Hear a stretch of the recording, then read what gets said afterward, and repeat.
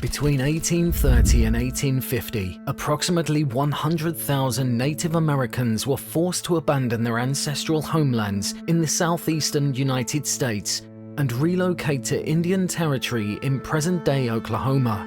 The relocation, known as the Trail of Tears, was a result of the Indian Removal Act of 1830.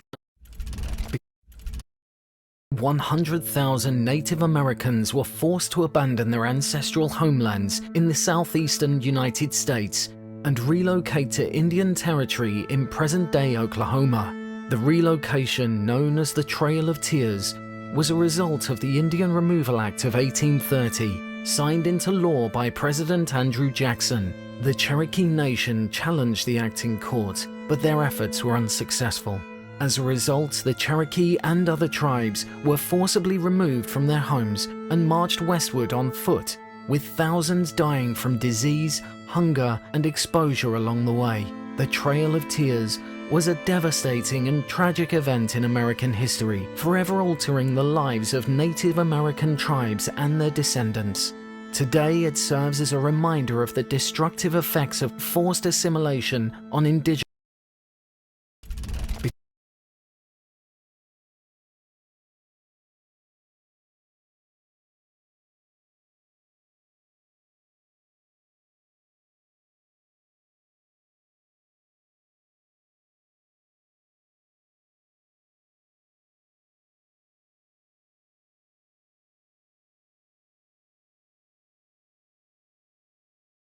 In 1887, the U.S. government passed a law that would forever change the lives of Native Americans, the Dawes Act. The Dawes Act aimed to assimilate Native Americans by dividing tribal lands into individual allotments. Each Native American was given a plot of land, while the remaining tribal lands were sold to settlers. This policy resulted in a massive loss of tribal land. Over 90 million acres were taken and sold to non-native settlers. Many Native Americans were left with unsuitable land for farming, leading to poverty and hardship. The Dawes Act not only took their land, but also aimed to erode Native American culture and social structures. The legacy of the Dawes Act is one of loss and struggle, a tragic chapter in the history of Native American peoples. Subscribe for more tales of history and its impact.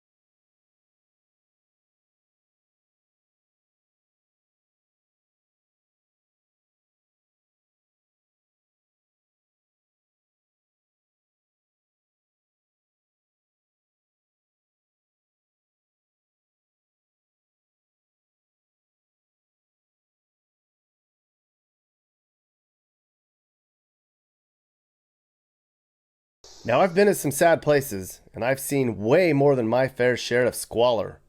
But the conditions I saw in South Dakota in late July were truly appalling. I went to a place where half the population lives in poverty, and where suicide, drugs, and alcohol are so ingrained, the average life expectancy is 50 years old. That's the shortest life of any population in any country on earth. Right here in America. All of us have heard something about how bad life is out on the res. But there's a big difference between what you hear about in the news and what's actually happening here. You might have an idea on what the conditions are like on the reservations, but you don't actually see them.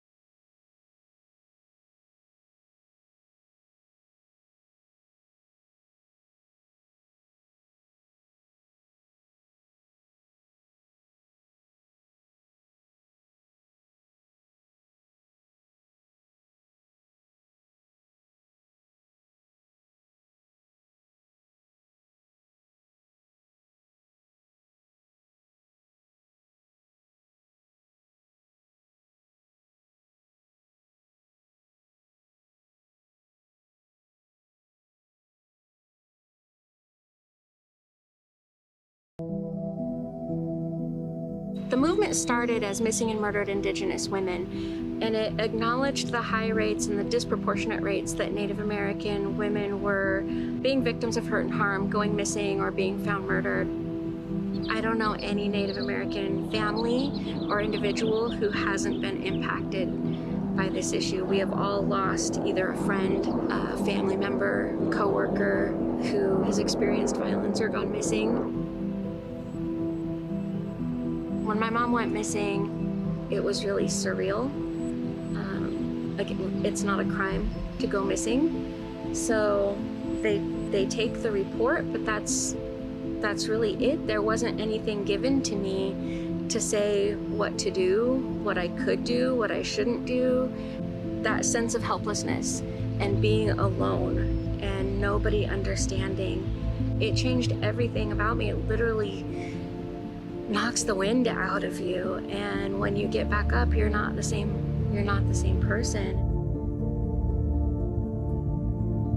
When we're looking at folks in the community who may be trafficked, somebody who doesn't carry their own identification, not dressing appropriately for the weather or the venue or location, their traffickers will often use drugs to control them. Various injuries or bruises with different stages of healing that would show continued abuse. Let them know we see them, and be aware and call the human trafficking hotline.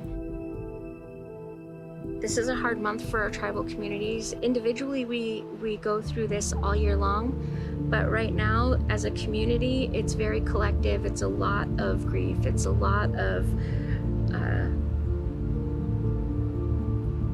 pulling those memories and those feelings back to the surface.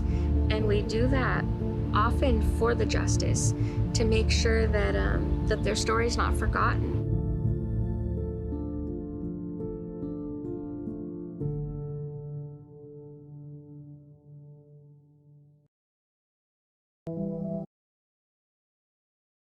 Who are the real Americans? Okay, I think I know the answer. Thanks, guys. I attended my first powwow with Devin Kicknosway, and I had one question to ask Native people. What do you want Americans to know about Indigenous people? Oh. That we're still here. We're not going nowhere. We're real. We're still here. We're going to be here forever. We're the original human beings. We're the first peoples here. That we're very important. That we're still here. You know what's funny? Everyone has kind of said that answer, we're still here. Yeah. Why are people saying that answer? Well, I think it's because of media and, society. We've always been genocided through our history. They think that we became extinct. We don't want to be treated no different than anybody, and to give us all the respect. We need to learn not just your own history, but local history, to truly have that respect. We're still here. You're not going to get rid of us. Aho, all my relations.